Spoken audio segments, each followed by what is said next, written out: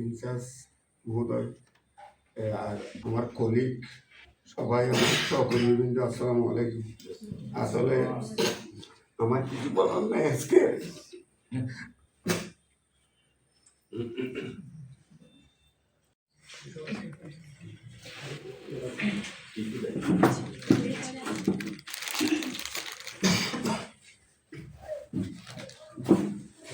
আপনাদের যদি আমার কাজে কর্মে যদি সরকারি কাজ করতে গিয়ে অনেক আপনাদের সাথে কথাবার্তা কাটাকাটি হইতে পারে, কিন্তু বিদায় মুহূর্তে আমি ক্ষমা চাচ্ছি।